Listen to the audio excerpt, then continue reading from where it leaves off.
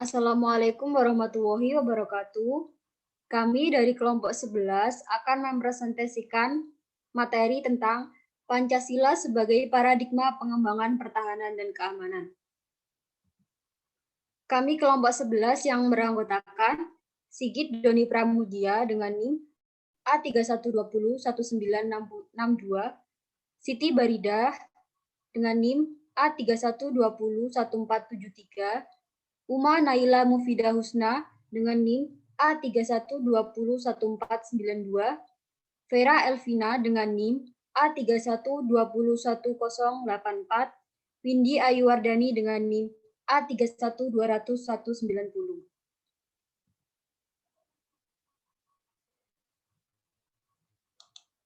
Secara etimologis, paradigma diartikan sebagai asumsi-asumsi dasar dan asumsi-asumsi teoritis yang umum, atau merupakan sumber nilai. Paradigma adalah suatu kerangka konseptual, termasuk nilai, teknik, dan metode yang disepakati dan digunakan oleh suatu komunitas dalam memahami atau mempersepsi segala sesuatu. Dengan demikian, fungsi utama paradigma adalah sebagai acuan dalam mengarahkan tindakan, baik tindakan sehari-hari maupun tindakan ilmiah. Dengan kata lain, paradigma dapat diartikan sebagai cara berpikir atau cara memahami gejala dan fenomena semesta yang dianut oleh sekelompok masyarakat.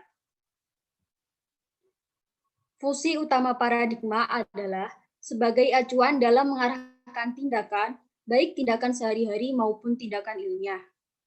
Pancasila sebagai paradigma pengembangan pertahanan dan keamanan dimaksudkan bahwa Pancasila sebagai acuan, kerangka acuan berpikir, pola acuan sistem nilai berpikir, atau jelasnya sebagai nilai yang dijadikan kerangka landasan, kerangka cara, dan sekaligus kerangka arah, atau tujuan bagi pertahanan dan keamanan bangsa. Kemudian akan dijelaskan oleh Vera Elvina.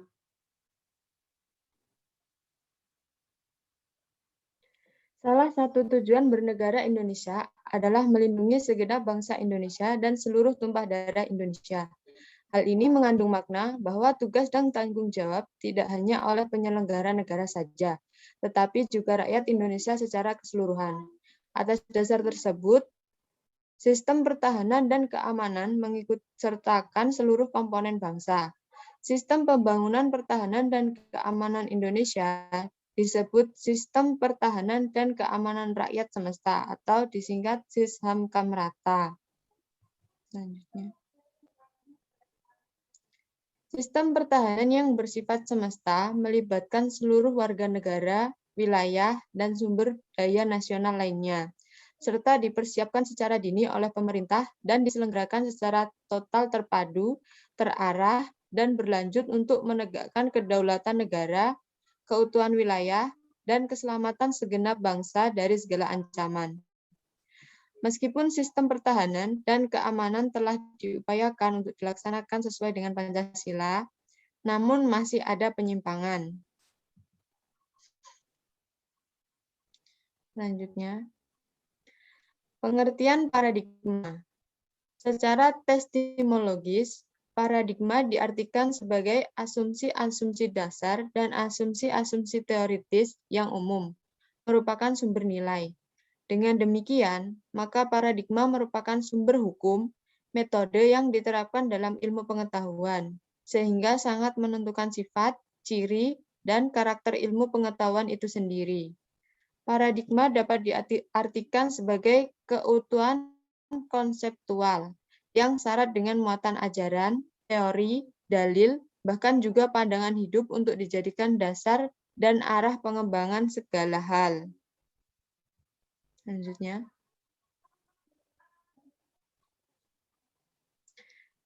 Dalam istilah ilmiah, paradigma kemudian berkembang dalam berbagai bidang kehidupan manusia dan ilmu pengetahuan lain.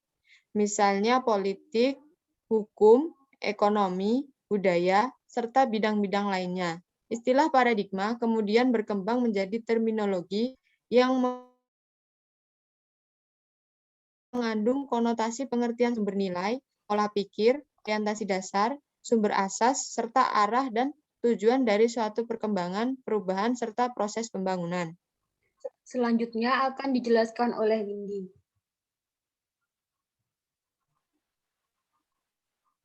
Pancasila sebagai paradigma pembangunan. Artinya, nilai-nilai dasar Pancasila secara normatif menjadi dasar, kerangka acuan, dan tolak ukur segenap aspek pembangunan nasional yang dijalankan di Indonesia ini sebagai konsekuensi atas pengakuan dan penerimaan bangsa Indonesia di pengaruh aspek pertahanan dan keamanan. Pertahanan dan keamanan merupakan upaya preventif untuk menjaga dan mempertahankan kedaulatan bangsa dan negara Indonesia dari berbagai rongrongan, tekanan, maupun gangguan baik yang datang dari dalam maupun dari luar negara Republik Indonesia. Menurut Deklarasi Bangsa Indonesia yang tertuang dalam pembukaan Undang-Undang Dasar 1945, bahwa negara berkewajiban melindungi segenap bangsa Indonesia dan seluruh tumpah darah negara Indonesia. Perkembangan Pancasila sebagai paradigma pertahanan dan keamanan. 1. Pancasila sebagai paradigma pertahanan dan keamanan pada masa Orde Lama. Masa Orde Lama adalah masa pencarian bentuk implementasi Pancasila, terutama dalam sistem kenegaraan. Masa Orde Lama adalah masa pencarian bentuk implementasi Pancasila, terutama dalam sistem kenegaraan. Pada periode 1945 sampai 1950, konstitusi yang digunakan adalah Pancasila dan Undang-Undang Dasar 1945 yang presidensil. Namun, dalam praktek kenegaraan, sistem presidensil tak dapat diwujudkan. Pada periode 1950 sampai 1959, penerapan Pancasila dalam periode ini adalah Pancasila diarahkan sebagai ideologi liberal yang ternyata tidak menjalankan stabilitas negara. Selanjutnya akan dijelaskan oleh Uma Naila. Yang kedua, Pancasila sebagai paradigma pertahanan dan keamanan pada masa Orde Baru. Soeharto melakukan ijtihad politik dengan melakukan pemahaman Pancasila melalui apa yang disebut dengan P4, Pedoman, Penghayatan, dan Pengamatan Pancasila atau Eka Prasetya Pancakarya. Pada awalnya memang memberi angin segar dalam pengalaman Pancasila, namun beberapa tahun kemudian kebijakan-kebijakan yang dikeluarkan ternyata tidak sesuai dengan jiwa Pancasila. Pancasila selama Orde Baru diarahkan menjadi ideologi yang hanya menguntungkan satu golongan, yaitu loyalitas tunggal pada pemerintah dan kesatuan hak-hak demokrasi dikekang. Yang ketiga, Pancasila sebagai paradigma pertahanan dan keamanan pada masa reformasi. Bentuk aktualisasi Pancasila sebagai paradigma membangun hak-HAM yang santun atau madani, yaitu bahwa setiap alat negara yang ada, TNI AD, AL, dan Angkatan Udara bersatu padu dalam menjaga keutuhan NKRI serta melindungi segenap individu warga negara tanpa terkecuali.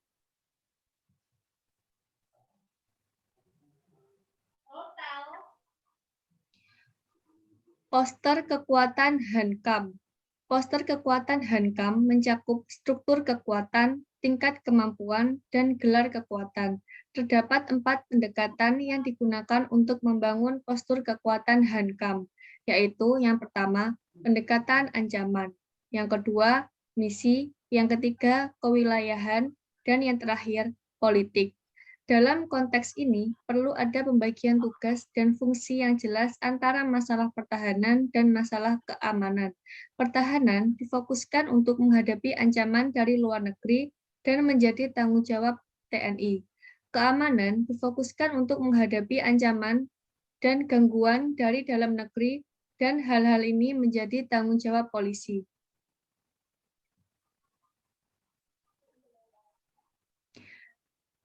Pembangunan kekuatan Hankam. Konsepsi Hankam perlu mengacu kepada konsep wawasan Nusantara, di mana Hankam mengarah pada upaya pertahanan seluruh wilayah kedaulatan Negara Kesatuan Republik Indonesia, yang meliputi wilayah laut, udara, dan darat, termasuk pulau-pulau besar dan kecil. Di samping itu, kekuatan Hankam perlu mengantisipasi prediksi ancaman dari luar sejalan dengan pesatnya perkembangan iptek militer yang telah menghasilkan daya gempur yang tinggi dan jarak jangkaunya jauh. Selanjutnya akan dijelaskan oleh Sigit Doni Pramudia.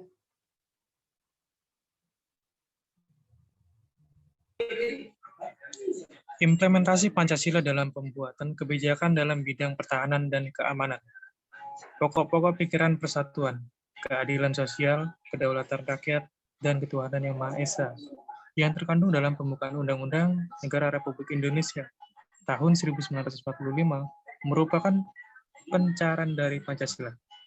4 pokok pikiran tersebut mewujudkan cita-cita hukum yang menguasai hukum dasar negara, yaitu Undang-Undang Dasar Negara Republik Indonesia tahun 1945.